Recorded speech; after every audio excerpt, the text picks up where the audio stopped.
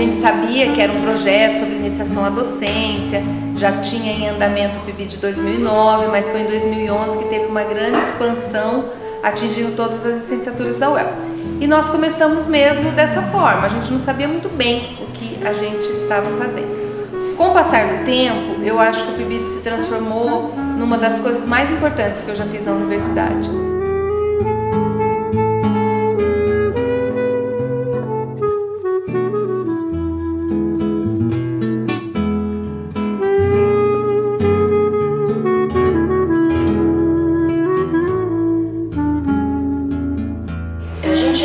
Estuda muito sobre projetos, mas pôr em prática, o professor coloca muito obstáculo e acaba no ponto, muitas vezes, né? E o PIBID, ele trouxe assim, uma forma tão natural, tão espontânea, que acabou motivando o professor a trabalhar com projetos.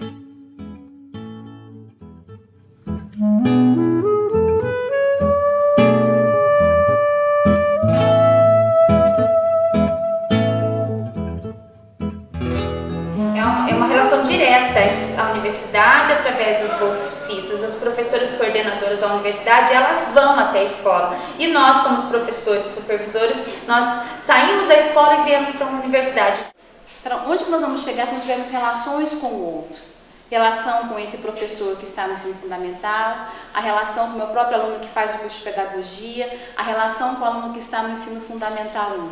O PIBID teve essa capacidade de colocar em movimento todas as pessoas, coordenador do PIBID, supervisor, os alunos e também a família, e não só a família como a comunidade. E é uma forma assim de integrar, de unir quem está começando uma vida escolar e quem está concluindo. E aí você percebe que aquilo que você está fazendo no seu início, né, passando para os alunos, é exatamente aquilo que está sendo ensinado para preparar futuros professores. E aí a gente percebe que o que a gente faz não está tão distante. O PIBID é uma grande união de diferentes pessoas em diferentes etapas da sua vida. Uns terminando graduação, outros já na escola atuando como professores, outros já na universidade atuando como formadores de professores. E no final das contas, todos nós nos tornamos os grandes responsáveis pelo processo de aprendizagem daqueles alunos. Ele tem alguns momentos, são próprios do projeto, né? Tanto na questão da organização do ambiente da sala de aula, como os alunos são colocados a trabalhar em grupo, em conjunto, então isso acaba sendo um movimento de sala de aula. Mas as ações, elas não restringem só o espaço físico sala de aula, né? Como tem as aulas de campo, onde a gente vai confrontar tudo aquilo que as crianças tiveram em termos de pesquisa, tiveram através dos estudos que fizeram com as bolsistas, com as professoras regentes, e depois eles têm isso para ir lá, né? Eles vão confrontar esses conhecimentos todos que eles foram se acumulando, foram discutindo, foram construindo essas hipóteses, e eles vão para as aulas de campo.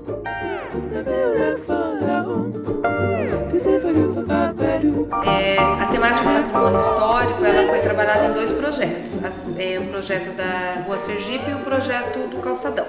Nós demos o nome As Lentes Captam o que o Coração Sente, que era uma forma das crianças fotografarem mesmo a cidade a partir do seu olhar. Os projetos buscavam trabalhar com o patrimônio histórico da cidade em toda a sua dimensão, material e imaterial, para que novas leituras sobre esses espaços fossem construídos.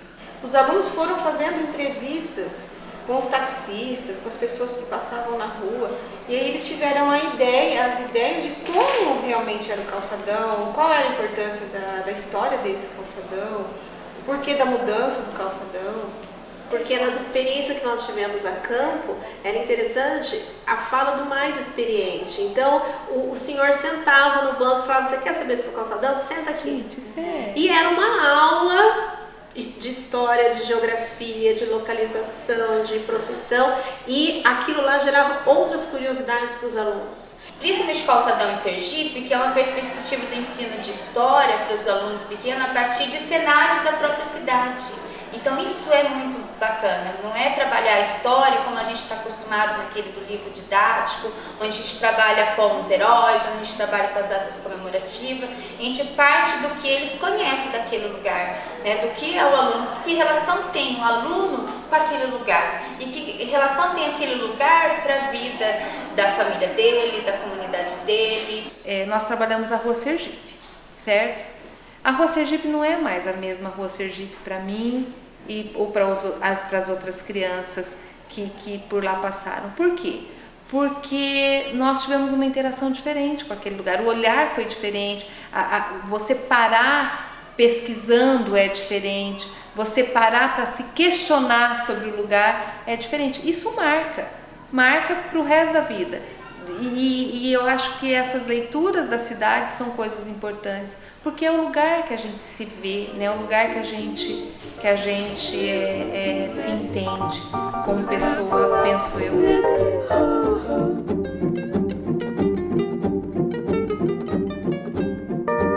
O projeto Sociedade Indígenas é uma tentativa desesperada de ensinar de um outro jeito sobre os índios, no sentido de que a melhor pessoa para falar de índio é o índio. Então nós levamos as crianças em contato, no contato com eles, para fazer um intercâmbio e deixamos que as crianças brincassem, deixamos que as crianças trocassem experiências e foi muito interessante. Então o projeto Sociedade Indígenas ele teve esse objetivo, trabalhar com as sociedades indígenas, no caso principalmente com os Caigangue e Guarani, no sentido de que eles podem contar a sua história muito melhor do que a gente.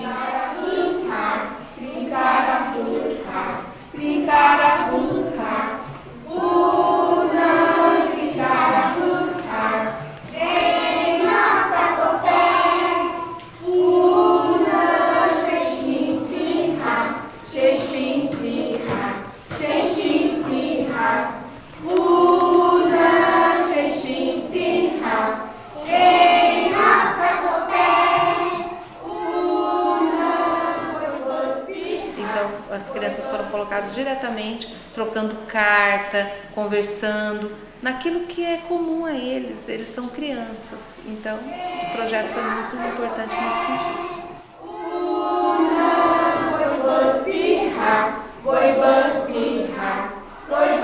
E o temático ficou muito marcada a fala inicial desses alunos nesse sentido, nessa avaliação diagnóstica, quando eles falavam da matemática, eles falavam da matemática uma coisa muito difícil para eles entender.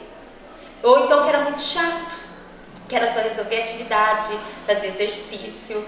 Então, e aí com a proposta de trabalho de resolução de problemas através de jogos, como também a questão da própria criação de uma história matemática, né? Porque o temático ele agregava essas duas frentes, tanto língua portuguesa como matemática. Então, eu acho que foi um projeto que deu bastante impacto, assim, direto com os alunos. Ele teve como objetivo tirar o mito de que a matemática ela é um bicho-papão, trabalhar na questão da resolução de problemas, promover uma interação com o aluno e a matemática para que ele se torne um sujeito ativo mesmo na matemática, produzindo um livro digital, mas esse livro digital ele contendo um assunto matemático, então ele vê a matemática de uma outra forma, ele estuda a matemática, ele estuda os assuntos, os conteúdos, mas ele é o produtor ativo de um problema, de uma história matemática e nós usamos como motivação os computadores, levando os notebooks para a sala de aula para que eles pudessem produzir esses gibis ou mesmo uma produção de um livro de literatura mesmo, um livro digital. E também paralelo ao livro digital nós trabalhamos com problemas matemáticos de acordo com os conteúdos de cada turma, mas problemas com materiais concretizados, ou seja, materiais que eles poderiam manipular e perceber o pensamento dele passo a passo e depois fazendo um registro.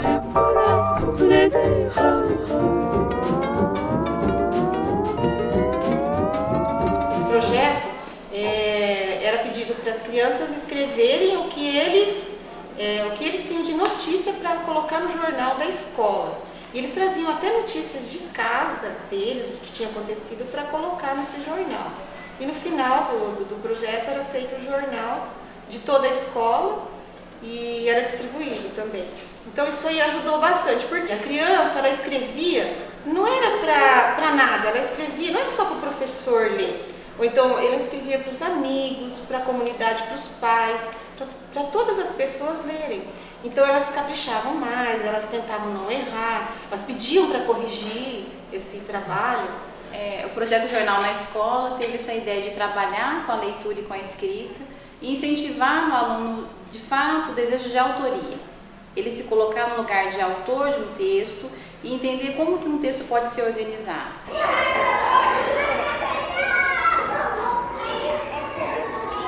Ah, quem que escreveu essa?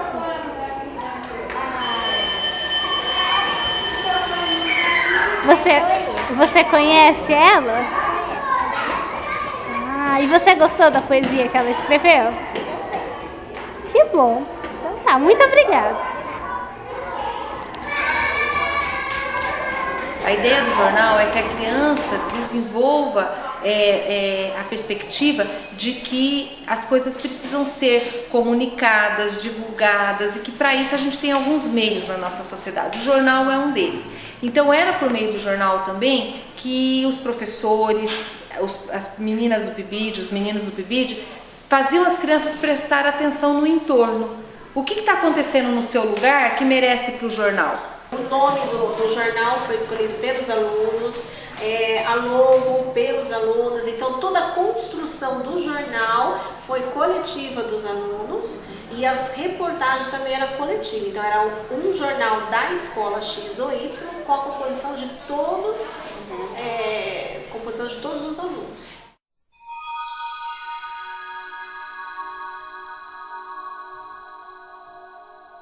Depois teve o Projeto Recreio. O Projeto Recreio é outro, que as crianças tinham bastante dificuldade de entrosamento na hora do recreio, tinha muita briga, uma batendo na outra. E às vezes a ociosidade mesmo.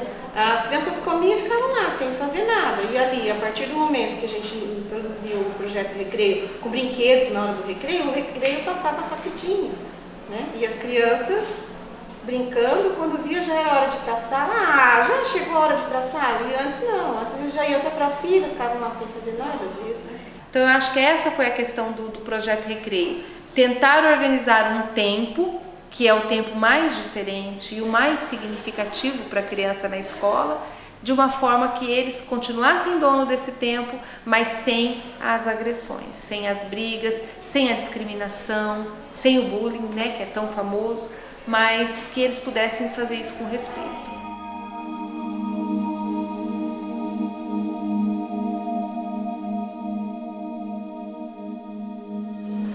Os professores trabalham, produzem suas ideias e deixa registrado numa caixa, né? E coloca ali uma contribuição, coloca os textos que trabalhou, coloca alguns objetos e tudo mais. A nossa ideia é que daqui a um tempo a gente tenha várias caixas temáticas. Aí o professor vai falar: poxa vida, eu queria fazer um trabalho lá sobre o Vista Bella. Será que lá no laboratório tem alguma coisa sobre o Vista Bella? Algum professor já trabalhou? Aí entrasse em contato aqui, tem algum material aí sobre o Vista Bella? Tem a caixa temática que o professor trabalhou em tal lugar. Aí a nossa ideia é que esse professor empreste essa caixa temática, leve para a escola dele, use o que quiser que esteja dentro da caixa e deixe alguma coisa dentro da caixa também. Então cada vez que a caixa for para uma escola, ela volta com uma coisa diferente.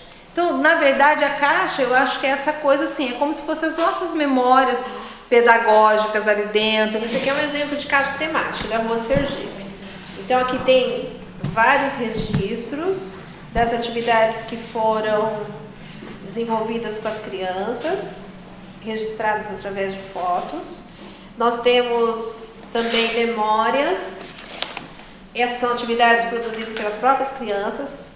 Como nós saímos para visita e o projeto As Lentes Captam o que o Coração Sente, então tem as fotos e sempre um comentário aqui das crianças como uma memória, os artigos que foram trabalhados na sala de aula, que tiveram como base também a pesquisa nossa e também dos bolsistas, os planos de aula que nós tivemos. todas as atividades. Nós tivemos 5 projetos. Os 5 projetos têm a produção das caixas temáticas, que estão disponíveis aqui no laboratório, e nós queremos compartilhar isso com todas as escolas municipais ou públicas que queiram conhecer o nosso projeto.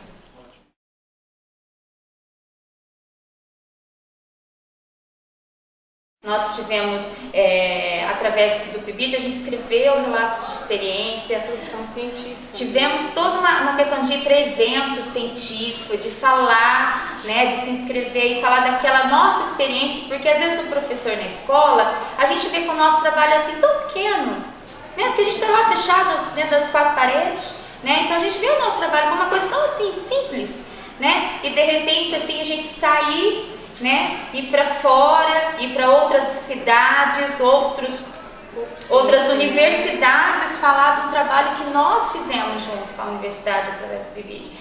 Muitas vezes o professor ele produz coisas bonitas na sala de aula, mas fica na sala de aula.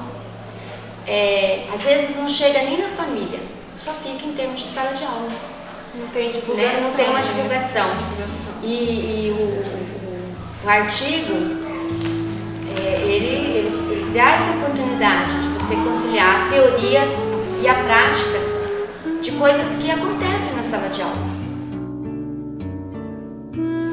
Então, quer dizer, o meu olhar mudou e ali dentro da escola agora eu passo para outros professores que nem sabem o que é PIBID, mas eu passo para eles e ali eu também estou fazendo a diferença.